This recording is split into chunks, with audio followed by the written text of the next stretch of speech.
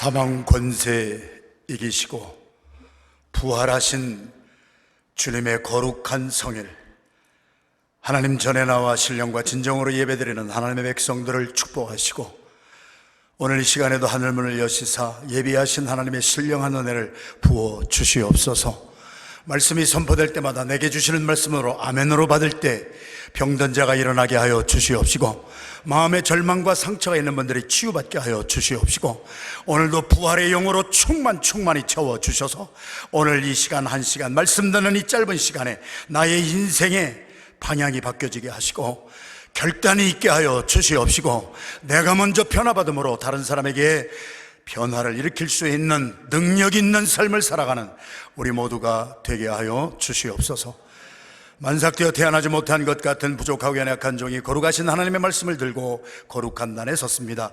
종의 모습은 감추어 주시고 오늘 이 3부 예배 시간에도 하나님 나타내시고자 하시는 새 생명의 진리의 말씀만을 바리새인들처럼 덧셈하지 말게 하시고 사두개인처럼 뺄셈하지 말게 하시고 있는 그대로 가감없이 잘 증거할 수 있도록 주님 도와주셔서 말씀을 전하는 종이나 듣는 하나님의 백성들이 성령 안에 하나가 되는 신령과 진정의 예배 되게 하여 주시옵소서.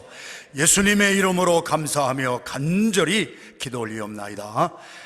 아멘. 할렐루야. 우리 앞에 뒤에 계신 분들 인사하십시다. 환상적으로 생기셨습니다.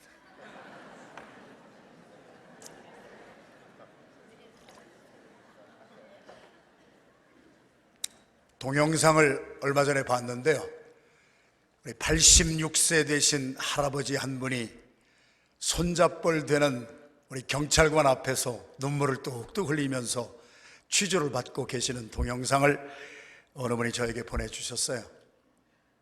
기품이 있게 생기셨더라고요. 반백의 어른이신데 86세신데 아주 기품 있게 연세를 잡수셨어요. 그런데 그 앞에서 취조하는 경찰관은 손잡벌 되는 경찰관인데 경찰관이 질문을 합니다. 할아버지 왜 그러셨어요?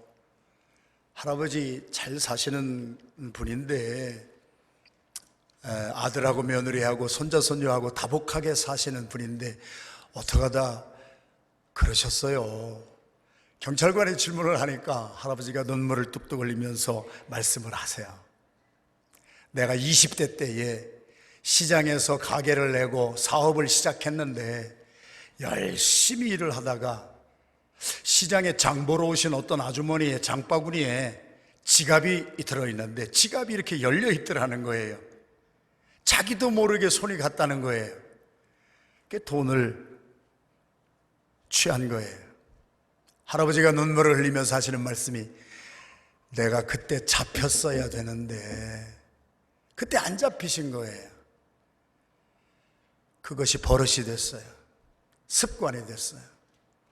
괜찮다가도 어느 곳에서도 돈만 보이면, 돈이 없으신 분이 아닌데 자기도 모르게 손이 나가서 그렇게 돈을 취하기 시작하다가 86세 되신 그 어느 날 또 손이 나갔다가 잡히신 거예요.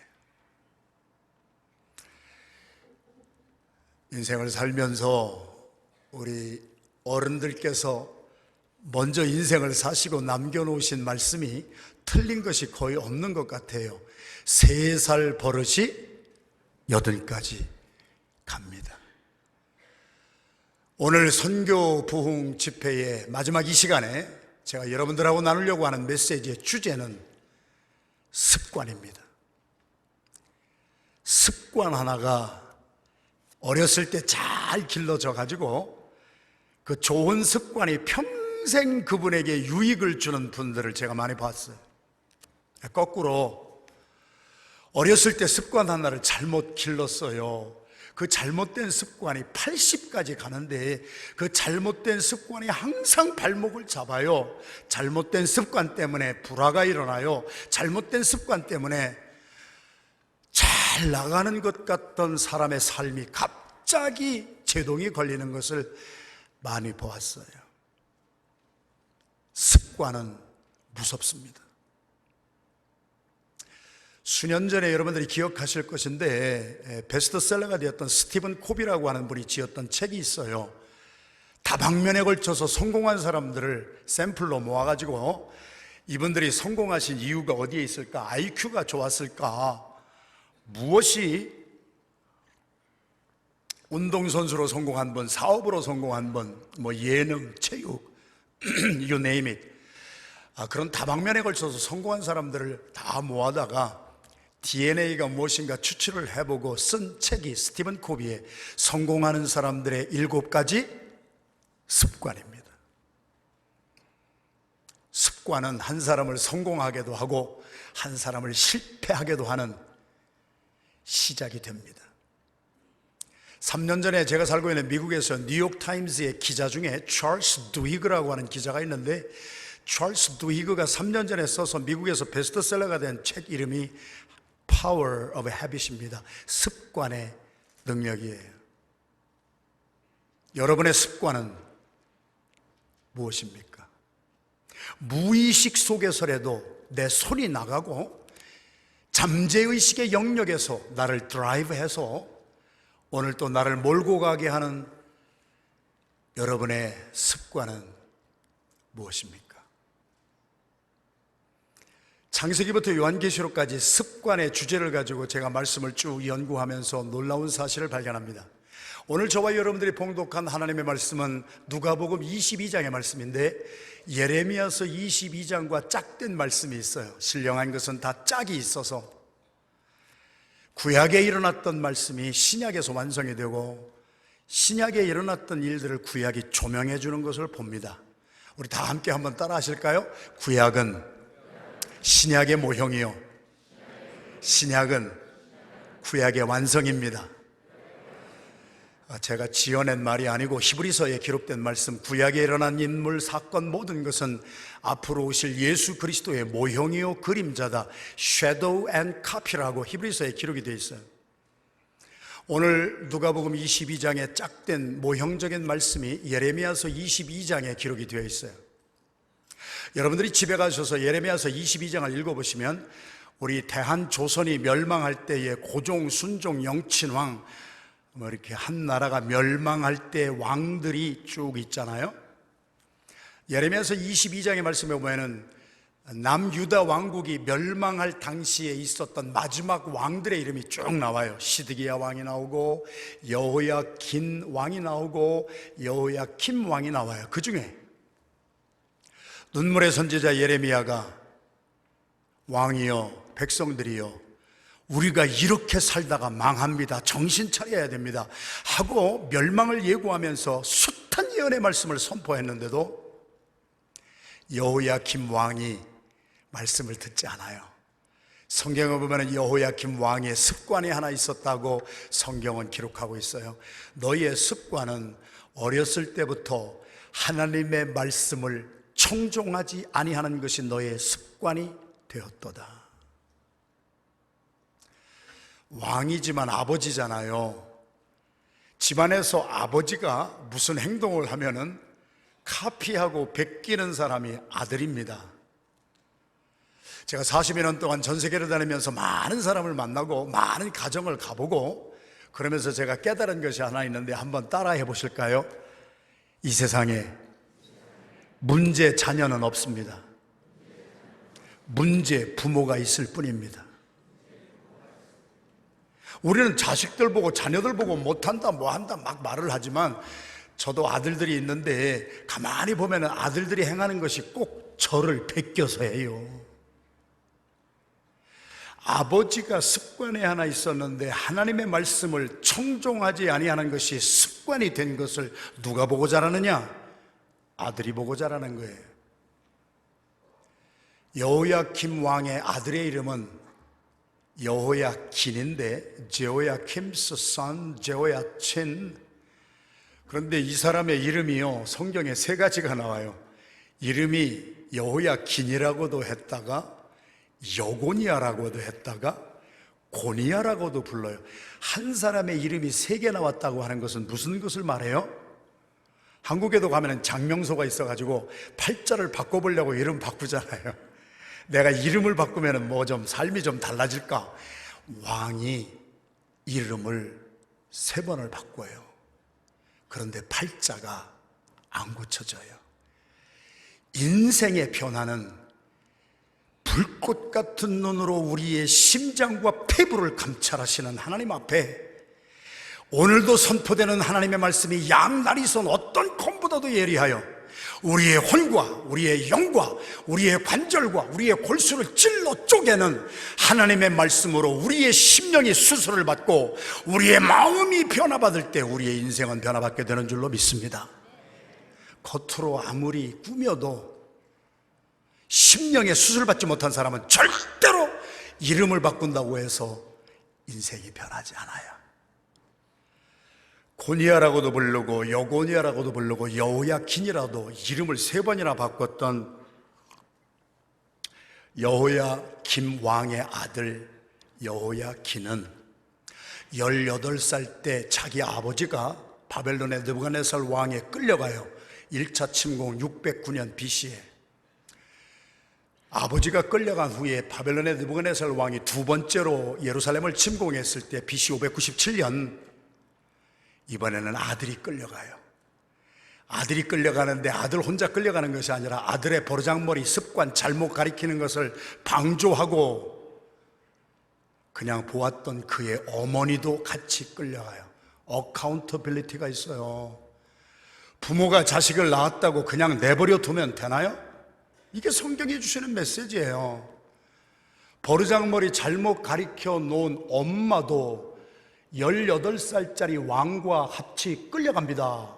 갈고리로 코가 꿰이고 귀가 꿰어가지고 예루살렘에서 바벨론까지 지금의 이라크라고 하는 나라까지 끌려가잖아요. 그리고 남의 나라 땅에 느부갓네살 왕의 궁중 안에 있는 지하 감방에서 어머니와 아들이 37년 동안 차디찬 감방에서 비참한 인생을 산 사람의 이름이 여고니아라고도 불리고 고니아라고도 불리고 여호야긴이라고도 불렸던 비운의 왕입니다. 성경은 한 가지 이유를 오늘 또 기록하고 있습니다. 그의 습관이 어릴 때부터 하나님의 말씀을 불순종하는 것이 습관이었더라.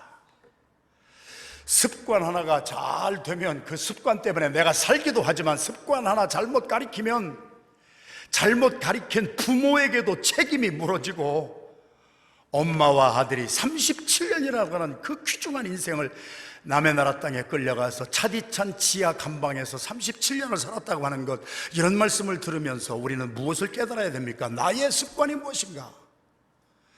성경에 보면은 이 습관을 잘못 가져가지고 망한 사람들의 이야기가 너무 많이 나오는데요, 시간이 많이 없으니까 한 가지만 더 말씀드리면은 창세기에 보면은 하나님께서 아브라함만 생각하시면은 아브라함 때문에 하나님이 기분이 좋으세요. 저도 성경을 읽으면서 그런 사람이 되고 싶어요. 하나님이 호목사를 보면은 호목사님 때문에 스바냐서 3장 17절의 말씀처럼 내가 너로 인하여 기쁨을 이기지 못하나니 여러분이 그 한 사람이 되기를 주님의 이름으로 축원합니다.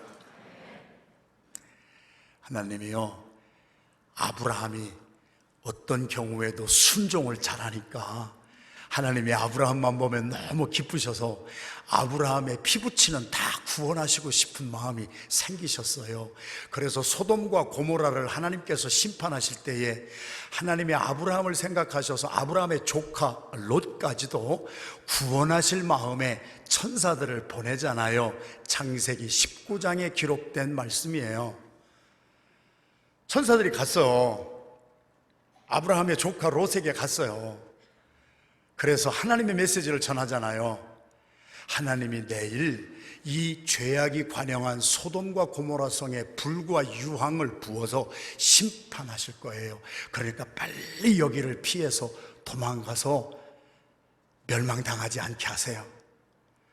롯의 사위들이 천사들의 메시지를 듣고 그들의 한 반응은 그래야지, 빨리 도망가서 살아야지, 그게 아니고 오늘까지 기록되어서 저와 여러분들이 읽고 있는 창세기 19장 14절의 말씀에 롯의 사위들은 하나님의 말씀을 농담으로 여겼더라. 평상시에 하나님의 말씀을 조크처럼 여기는 거예요. 하나님의 말씀을 농담으로 여기고 살았어요. 그랬더니 내일 내 집안 망할 거야. 너의 사업 부도 날 거야.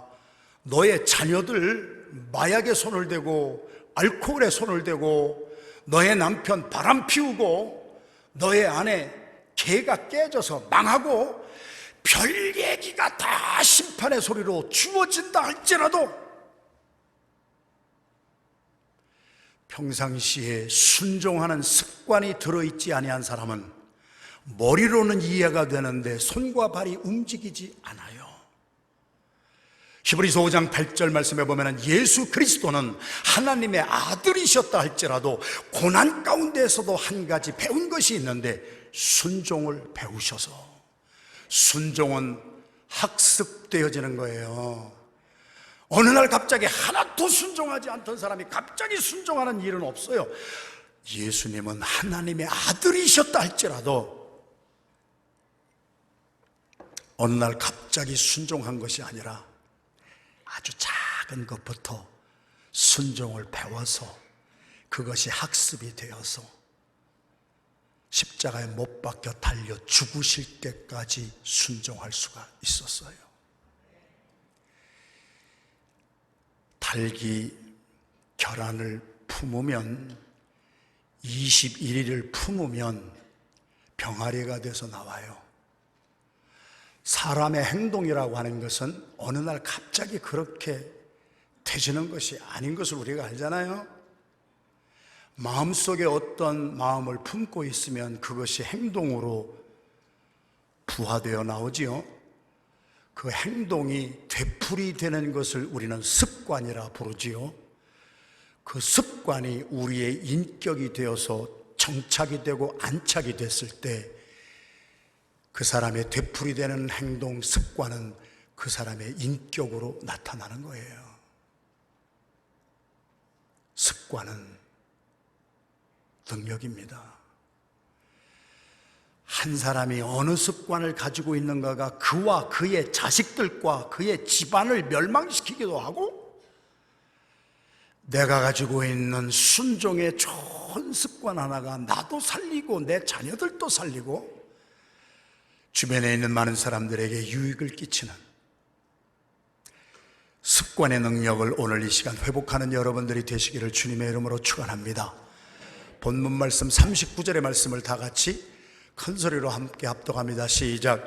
예수께서 나가사 습관을 따라 감람산에 가심에 제자들도 따라갔더니 믿음의 주요 온전케 하시는 우리 주 예수 그리스도에서 습관이 하나 있습니다.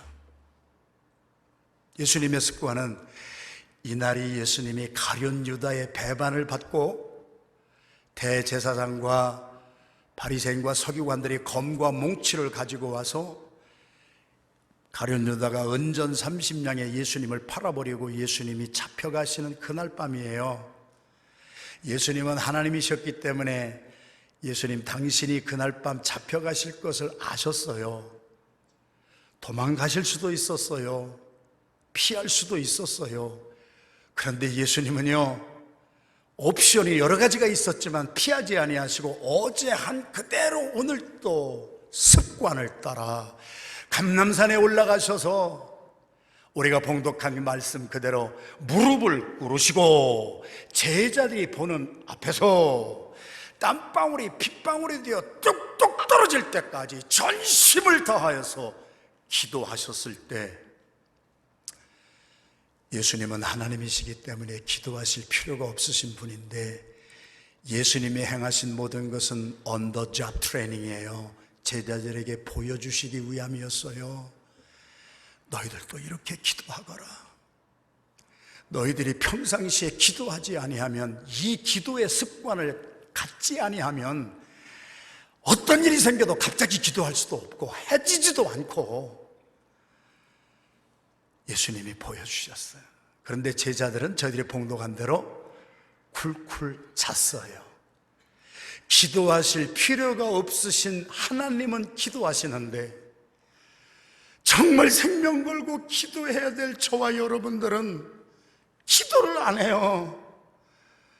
집회가 열려도 내 먹고 사는 문제가 더 바쁜 것 같아서 세상에 인생을 한 번밖에 없는 인생을 사는데도 너무 근시안적으로 nearsighted person이 되어서 내 눈앞에 있는 것만 바라보지, 주님이 나의 삶에 원하시는 것은 듣지도 못하고 알지도 못하고 세상 속에 휩쓸려 살다가 한 번밖에 없는 귀중한 인생을 허비해버리는 인생이 얼마나 많아요.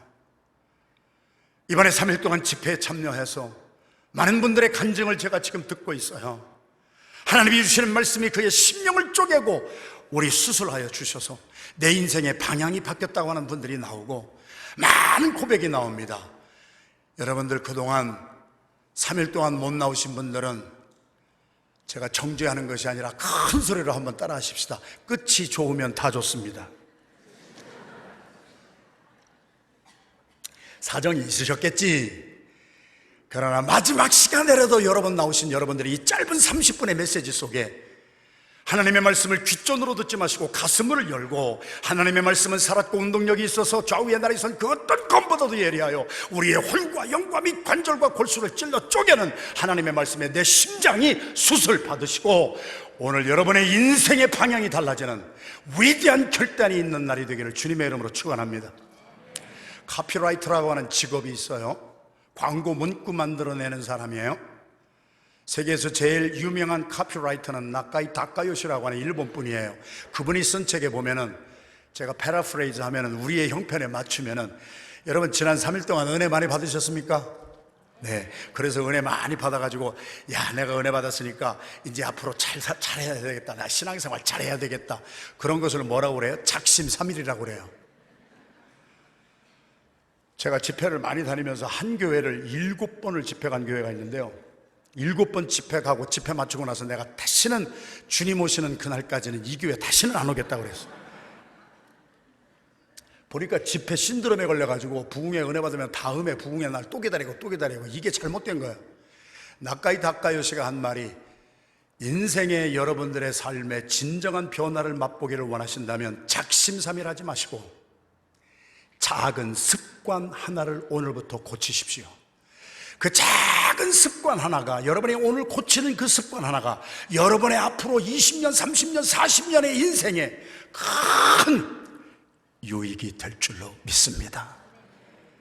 예수님의 습관은 기도의 습관이었습니다. 시간이 너무 많이 없어서 제가 주어진 시간이 한 15분밖에 안 남아서 엑기스 말씀만 전하겠습니다. 왜 기도를 해야 될까? 예수님이 친절하게 오늘 본문 말씀에서 저희들에게 보여주셨어요. 40절 말씀 같이 봉독합니다. 시작. 그들에게 이르시되, 46절 말씀도 같이 읽겠습니다. 시작. 46절 조금 시간이 걸리네. 46절 시작. 이르시되, 여러분, 이 짧은 본문 몇 절의 말씀 속에 예수님이 얼마나 중요하면 2번이나 되풀이하셨어요. 왜 기도해야 되느냐? 시험에 들지 않게, 유혹에 빠지기 전에. 제가 섬기는 교회에서도 새벽 기도회에 제가 설교를 40분에서 1시간씩 하거든요. 새벽 기도 설교도. 그런데 지난 23년 동안 저희 교회 역사 가운데 한 번도 새벽 기도에 안 나오시던 김 집사님이 지지난주에 나오셨더라고. 저는 압니다. 신방 가지 않아도 압니다. 저 집에 뭔 사건 터졌구나. 남편이 바람이 났던지, 자식이 마에게 손을 댔던지, 사업이 기둥 뿌리채 흔들리고 있던지, 뭔 사건이 나면은 그때서 교회를 나와요. 새벽에 등 따숩고 배부르고 평안할 때는요 절대로 기도 안 합니다. 기도 안 해도 잘 되는데 뭘. 그러다가 우리의 신앙생활의 패턴이 뭐냐, 사건이 터지고 난 다음에 그때서 부랴부랴. 물론 그것도 우리에게 유익이 되지만 주님이 하신 말씀, 시험에 들지 않게 미리 예방할 수 있는 길은 기도밖에 없느니라. 평안할 때 기도하세요. 자녀들 잘 될 때 기도하시고, 사업이 잘 될 때 기도하시고, 교회가 평안할 때 기도하세요. Prevention is far better than cure. 치료보다 예방이 항상 앞서는 거예요. 제가 미국에서 36년째 살면서 저희 교회 영어목회부의 집사님 한 분이 큰 제약회사의 팀장을 하시는데 한 40여 명을 이끌고 팀장을 하는데, 도대체 집사님은 뭐해? 회사에서 팀장으로 화학 박사들이 몇 명이고 막 하면서 전체 팀을 이끌어 가는데 숫자 없는 빌리언 달러를 투자를 하더라고요. 무슨 약 만들려고 그래? 목사님, 우리 회사가 숫자 없는 돈을 퍼부어 가면서 치료약을 만드는 것이 아니라 예방약 하나 만듭니다. 요 예방약 하나만 발명이 되면은 우리 회사 직원은 물론이고 하여튼 회사 전체가 평생 먹고 살아도 남을 수 있도록 대박이 납니다. 배우는 거예요. 선진국과 후진국의 차이를 보는 거예요. 후진국은 다 깨지고 나서 고쳐요. 선진국은 엄청나게 투자해서 예방하는 거예요. 제가 제약회사 얘기하는 것이 아니라 여러분들의 신앙생활의 패턴을 직시하는 거예요. 저희 교회에서도 보면은 성도들이 두 종류예요. 후진국형 성도가 있어요. 깨지고 나서 난리 피는 거예요. 선진국형 성도가 있어요. 미리미리 예방하는 거예요. 주님의 말씀을 제가 하나도 덧셈하지 아니하고 뺄셈하지 아니하고 그냥 전하는 것뿐이에요. 유혹에 빠지기 전에, 남편 바람 피우기 전에, 자식들 마약에 손대기 전에, 여러분의 사업이 그초부터 흔들리기 전에 예방할 수 있는 길은 하나밖에 없으니 깨어 기도하거라. 기도의 습관이 오늘부터 여러분의 삶의 시작이 되기를 주님의 이름으로 축원합니다. 예방이에요. 제가 인도네시아를 가끔 가는데 가서 제가 제일 감동받은 선교사님이 한 분 계세요. 이 선교사님은 청년회 때에 모슬림권의 선교의 사명을 받으셨어요. 그래서 기도를 얼마나 하는지 몰라요. 사모님이 제가 가면 늘 통역을 해주시는데 사모님이 옛날 얘기 간증을 하세요. 연애를 하고 결혼을 해서 신혼여행을 갔는데 제주도로 갔대요. 제주도에 신혼여행 가보신 분 손 들지 마시고 그냥 생각하세요. 신혼여행 가면 혼자 가는 게 아니잖아요. 버스 한 대에 40명 20커플이 타고 똑같은 장소 똑같이 가서 똑같은 포즈로 똑같이 사진 찍고 그러고 다녀요. 그런데 40명이 만장굴 속에 들어갔대요. 만장굴 속에 들어가서 사진 찍고 한참 구경하는데 남편이 없어진 거야. 여러분, 40명 팀원 가운데 한 명이 없어지면요 관광 가이드가 난리가 납니다. 관광 중단. 밖에 나가서 막 찾았어요. 그랬더니 까마득한 곳에 나무가 한 그루 있는데 거기까지 가봤더니 누가 웅크리고 있는데 보니까 자기 남편이 거기가 엎드려서 기도하는 거예요. 이게 웬일인가 물어봤더니 남편이 거기서 말을 한 것을 이 사모님이 처음 들은 거예요. 교제할 때도 몰랐는데, 나는 청년회 때에 하나님이 모슬렘권의 선교사로 부르심을 받았는데 모슬렘들의 삶을 연구해 보니까 하루에 5번씩 기도하더라는 거예요.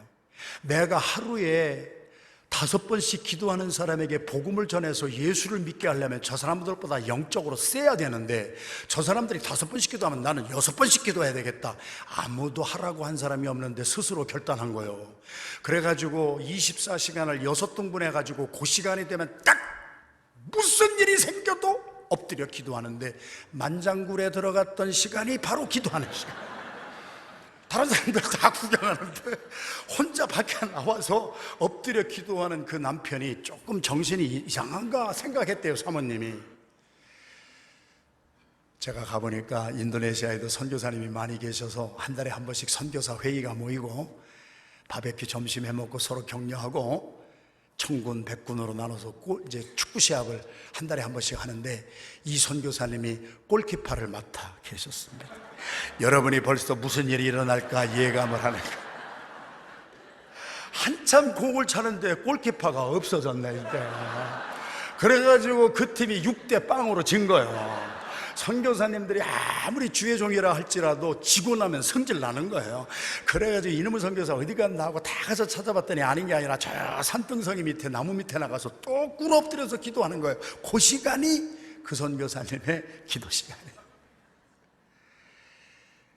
인도네시아는 2억 명의 사람이 살고 있고 9/11 사건이 일어났을 때 테러리스트들이 리모트 컨트롤을 해서 조종한 곳이 인도네시아입니다.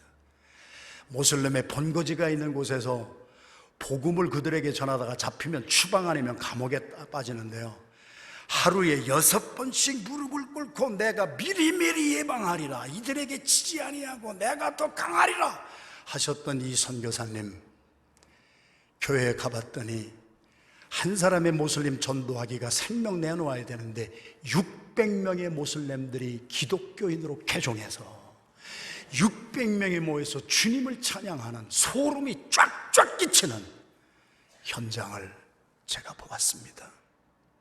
사랑하시는 성도 여러분, 선교가 프로그램인 줄 아십니까? 선교가 이벤트인 줄 아십니까? 우리 큰빛교회가 선교하는 교회니까 나도 그냥 가야 되는 줄로 아십니까? 기도 없이는 되지 아니하는 것이 선교기 때문에 모슬렘 한 사람을 주님께로 인도하기 위해서 25년 동안 중동에 가서 살고 있는 선교사님도 계시지만 이분은 6번씩 하루에 무릎 꿇고 기도하면서 600명의 모슬렘을 예수 믿는 사람으로 바꿨다고 하는 것, 여러분의 삶에 오늘부터 무릎 꿇는 기도를 통하여 여러분의 가정에, 여러분의 사업에, 여러분의 자녀들 위해 악한 원수 마귀를 깨트려버리고 승리하는 예방의 역사가 일어나게 되기를 주님의 이름으로 축원합니다. 42절 말씀 같이 봉독합니다. 42절 시작. 이르시되 아버지여, 만일 아버지의 뜻이여든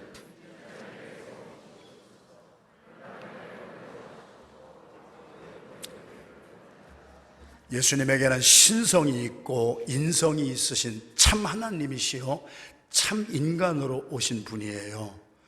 하나님이 뭐하러 인간의 모습을 가지고 오셨을까요? 우리 때문에 그래요. 우리의 연약함을 주님이 이해하세요. 우리의 약점을 주님이 이해하세요. 왜요? 인간으로 오셨기 때문에.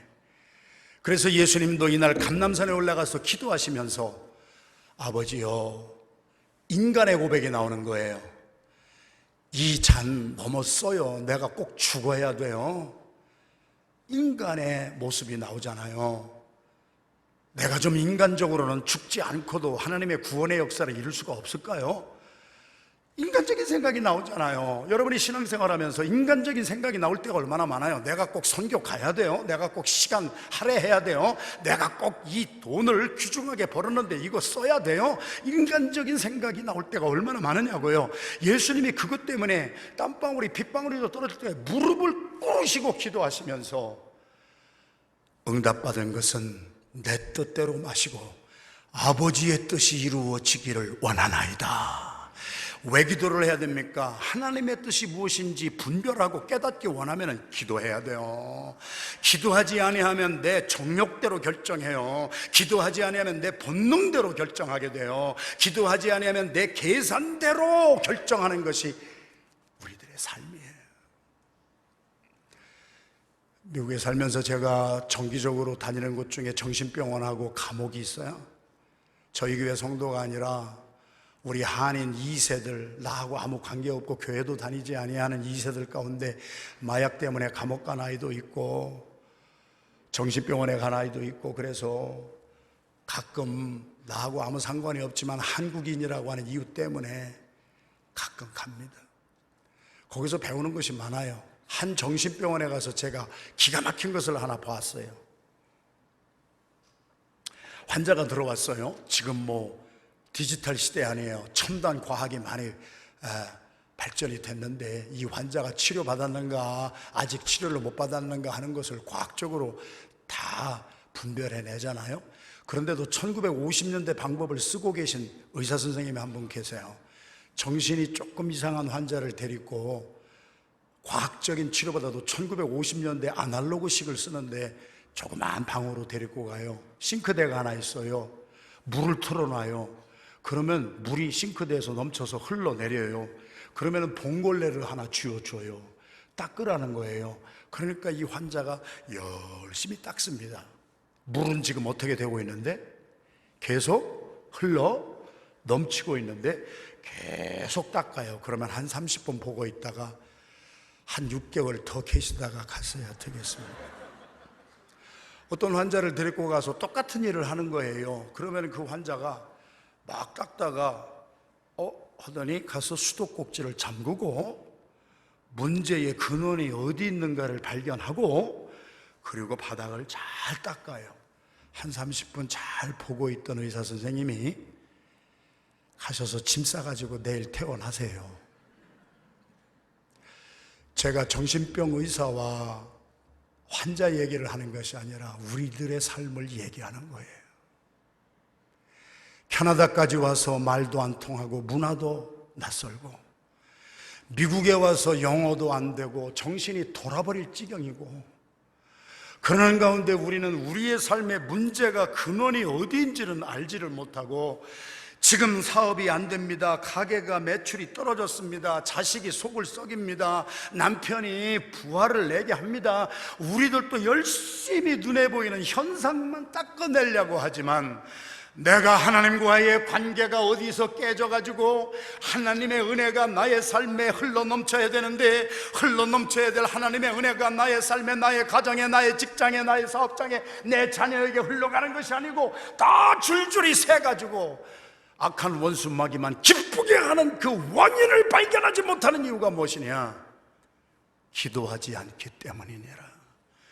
기도하면은 내 문제가 어디에 있는 것을 하나님이 보여주시고 이 문제 가지고 닦을 것이 아니라 수도꼭지부터 잠궈야 되겠구나. 하나님과의 깨어진 관계부터 내가 다시 회복해야 되겠구나. 하나님과의 관계가 깨지니까 하나님이 예비하시고 부어주시는 그 엄청난 축복이 내게 오지 아니하고 다 흘러가는 거 아니에요. 어제 저녁에 간증했잖아요. 제가 16살 때 교회를 나가지 않기 시작하고 목사가 되기 싫어가지고 순교자의 집안에서 태어난 장남이 8년 동안 교회를 안 나가고 낚시터만 다녔어요. 근데 그 방황의 시절에도 배운 것이 많아요. 가서 낚시를 하는데요, 저는 피레미를 잡으면 다 놔주고 큰 거 한 마리 가져가는데 옆에 있는 사람을 보니까 이따만한 것을 잡았는데 다 내버려 주는 거예요. 그리고 피레미만 가지고 가. 그래서 내가 물어봤어요. 아유, 그거 가지고 가서 먹을 것이 있어요? 큰 거 하나 가지고 가는 것이 여러 잔챙이 100마리 가는 것보다 낫겠네. 그랬더니 그분이 저를 바라보는데 흰자위만 딱 보이더라고. 남의 사정을 모르면 가만히 좀 계세요.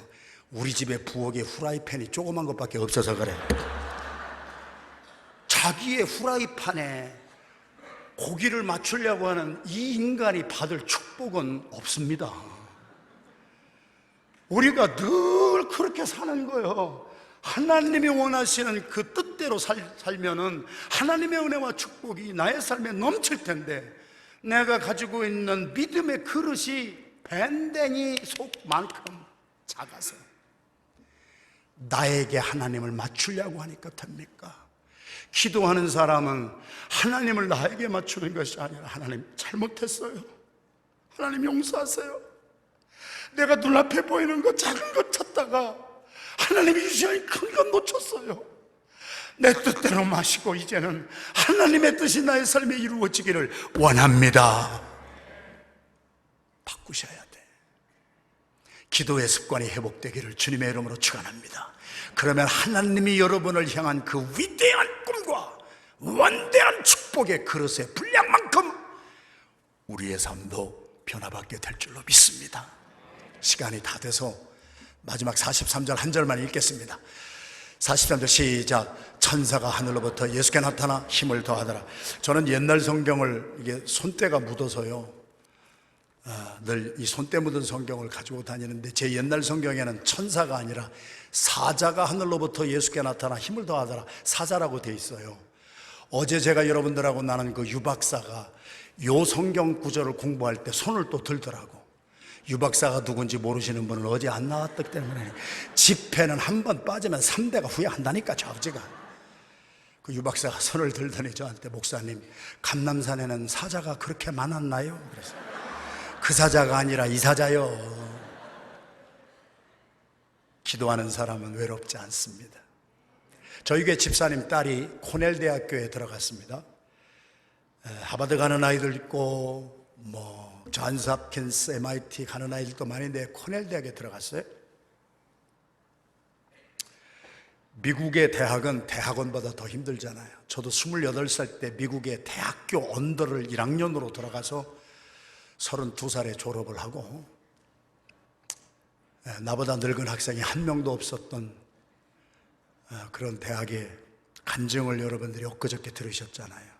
좌우지간 짚에 빠지면 손해가 보통이 아니라니까. 이게 뭔 소리인지 잘 모르시는 분은 다른 분에게 물어보세요. 아무튼 코넬 대학은 아이빌리그의 명문인데 그 대학교 안에 폭포가 있어요.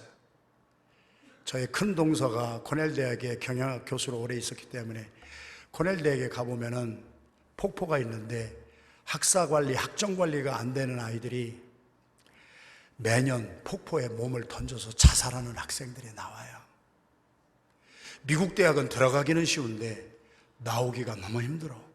제가 28살 때 미국 대학교 1학년을 들어갔는데 대학원 공부하는 거는요, 피스 오브 케이크예요. 제가 프린스턴에서 석사학위 2개 하고 밴더빌트에 가서 PhD 할 때에 그 어려운 과목인 것 같아도 내가 좋아하는 것만 하니까요, 피스 오브 케이크인데 대학교는요, 제가 제일 싫어하는 게 생물의 개구리 해부하는 거. 개구리 해부를 12번을 해야 되는데 나는 그 시간마다 죽고 싶었던 말이에요. 대학교가 어려워. 우리 코넬 대학에 들어간 우리 집사님의 딸 스텔라가 A 학점 아니면 B만 받고 4년을 우등학생이 됐어요. 저는 대학교를 자주 가니까 학교에 가면 학생들 걸어가는 모습만 봐도 학점을 나는 딱딱 매기는 사람이에요. 비실비실 걸어다니는 애들은 대개 보면 BC 받는 애들이에요. 시선을 15도 각도에 딱 고정하고 똑바르게 걷는 아이들은 아주 A가 그냥 짝짝짝짝 나와요. 우리 집사님의 딸이 스텔라가 A, B만 받았어요. 우등학생이었어요. 그런데 4학년 졸업시험을 보고 한 일주일 뒤에 전화가 왔어요. 울면서 전화가 왔어요. 나 졸업 못한대요. 내가 공부 열심히 해서 시험 답안지 잘 냈는데 조 교수가 내 시험 답안지를 가지고 갔는데 나중에 점수를 매기고 교수한테 보고하는데 내 시험 답안지가 없다는 거예요. 일주일 동안 코넬 대학교가 다 뒤집어질 정도로 다 찾았는데 안 나온다는 거예요. 교수가 보고를 받고 답안지 없으면 할 수 없지. F학점 맞고 이번에 졸업 못하고 재수강 신청해서 다시 6개월 다시 공부하고 시험 다시 치러서 졸업해야 된다고 하는 통보를 받은 거예요. 울고 불고 난리가 났어요. 집사님 아내 권사님이 저희 아내한테 전화가 왔어요. 저한테 얘기를 했어요. 스텔라하고 얘기를 했어요. 스텔라야, 목사님이 도와주고 싶은데 도와줄 수가 있는 것이 하나밖에 없어. 기도하자. 여러분들이 다급한 일 만나서 목사님한테 가서 막 여쭈면은 목사님이 되게 뭐라 그래요? 기도합시다. 여러분, 저희 목사들도요, 바보는 아니에요. 머리가 어깨 위에 제대로 올라 앉은 사람들이라고. 우리도 해볼 거 다 해본 거예요. 어려운 일 생기면은요, 이것도 해보고 저것도 해보고 다 해봤는데 가장 빠르고 확실한 것은 기도밖에 없더라는 거야. 스텔라야, 너 도와줄게. 오늘부터 3일 동안 금식 들어간다. 미국에서 태어난 2세가 금식을 처음 3일 동안 하는 거예요. 엄마, 아빠, 목사님, 사모님, 자기 5명이 3일 동안 금식 들어갔어요. 이틀째 전화가 왔어요. 목사님 나 금식 안 해요. 기도 안 해요. 목사님이 금식하고 기도하면 좋은 일만 생긴다고 하더니 금식하니까 캐피테리아 못 가고 스튜던트 라운지에 앉아 있다가 와보니까 내 지갑, 가방을 누가 다 훔쳐갔어요. 돈은 몇 푼 없었지만 신분증, 크레딧카드 다 있는데 우는 거예요. 통곡을 하는 거예요. 뭐 이런 하나님이 계세요. 스텔라야, 네가 하나님 앞에 가까이 나가니까 악한 영이 자꾸 방해하는 거야. 속으면 안 돼. 그까진 일 때문에 우리가 기도하는 거 중단하면 안 돼. 3일 동안 하자. 3일 했어요. 아무 일도 안 일어났어요. 교수실에 마지막 불려갔어요. 교수도 4년 동안 성적을 다 보니까 너무 기가 막힌 거예요. 공부를 안 하는 학생이 아니라 최선을 다해서 하는 학생인데 답안지가 없으니까 어떻게 구제할 길이 없는 거예요. 그래서 스텔라에게 너 혹시 답안지 내는 거 본 증인이 있으면 조금 어떻게 해보자. 스텔라가 간증을 하는 거예요. 힘이 빠지고 3일 동안 금식하고 2세가 미국에서 태어나가지고 기도는 했지만 금식은 처음 해본 거예요. 그래가지고 힘은 빠지는데 뭐 복잡하니까 교수님 나 그냥 6개월 후에 졸업할게요. 3일 동안 금식했는데도 아무 일이 안 일어난 거예요. 너무 귀찮은 거예요. 짜증나는 거예요. 교수님 마음대로 하세요. 그리고 교수실을 나오는데 또 넙을 잡고 나오려고 하는데 스텔라가 간증합니다. 그때 자기의 심령에 자기가 한 번도 체험해보지 못한 평안함이 강물 흐르듯이 막 솟기 시작하는데 갑자기 웃음이 나오면서 힘이 나오면서 천사가 하늘로부터 기도하는 사람의 힘을 돕더라. 성령님이 그 순간에 스텔라 위에 임했어요. 너무너무 마음이 강하고 담대한 마음이 생기더래요. 그래서 교수실을 나가기 전에 교수님한테 다시 가서 교수님, I forgot one person. 나 시험 답안지 내는 거 본 사람이 하나 있는데 내가 잊었어요. 그랬더니 교수도 너무 반가워서 그래, 누가 증인이야? Jesus Christ saw it. 예수 그리스도께서는 보셨습니다. 내가 사람의 증인은 될 수가 없지만 나의 증인은 예수 그리스도십니다. 할렐루야. 그리고 나서 스텔라가 너무 기쁨이 넘치고 강하고 담대한 마음이 생겨서 교수실 문을 꽝 닫고 나오는데 뒤에서 교수가 막 책 집어 던지는 소리가 나오고 조교들을 혼내고 막 이런 거 막 집어 던지고 한참 있다가 우리 스텔라가 교수실에 다시 불려갔습니다. 코넬 대학교에서 일어난 실화입니다. 교수가 우리 스텔라를 향해서 나는 하나님을 안 믿는 사람이야. 예수 그리스도 I don't care. 나는 예수 안 믿는 사람이야. 교회 한 번도 나가본 적이 없어. 불신자예요. 교수가 이렇게 우리 스텔라에게 말했습니다. 내가 코넬 대학에서 이렇게 오랫동안 젊은이들을 가르치는 가운데 너처럼 네가 믿고 있는 신에 대하여서 확신을 가지고 그렇게 당당하게 이야기하는 Jesus Christ is my witness. 예수님은 나의 증인이시고 예수님은 내가 답안지 내는 것을 보셨습니다라고 말하는 사람을 내가 보지를 못했다. 네가 그 말을 할 때 내 마음에 감동이 있고 울림이 있는데 너는 진실한 아이구나. 너는 진짜 예수님을 믿는 사람이구나. 나는 너의 그 모든 말을 진심으로 들어줘야 되겠구나. 내가 결정했던 거 다 찢어버리고 내가 A학점은 줄 수 없지만 B학점을 줄 터이니까 학칙을 무시하고 그래도 교수의 직권으로 이번 학기에 졸업하거라.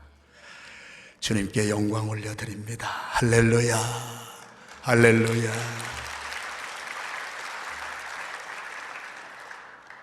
기도하면 주님이 도우십니다. 기도하는 사람은 외롭지 않습니다. 교수의 말을 듣고 방에 와보니까 지갑 찾았다는 연락이 왔습니다. 가서 핸드백 다 가지고 왔더니 21불인가 있었던 현금만 싹 없어지고 신분증, 크레딧 카드 그대로. 스텔라는 그 해 졸업하고 하나님께 영광 돌리며 살고 있습니다. 외로우십니까? 기도하십시오. 사람이 나를 못 도와줘도 주님은 여러분들을 도우실 것이고, 여러분의 아들, 딸이 미국에 있습니까? 한국에 있습니까? 내가 도울 수 없는 곳에 있습니까? 엎드려 기도하십시오. 시공을 초월한 주님이 여러분의 기도를 들으시고 여러분의 자녀들을 도우실 것입니다. 불신자 교수를 감동시키는 선교가 어디에서 남았습니까? 기도에서 남았습니다.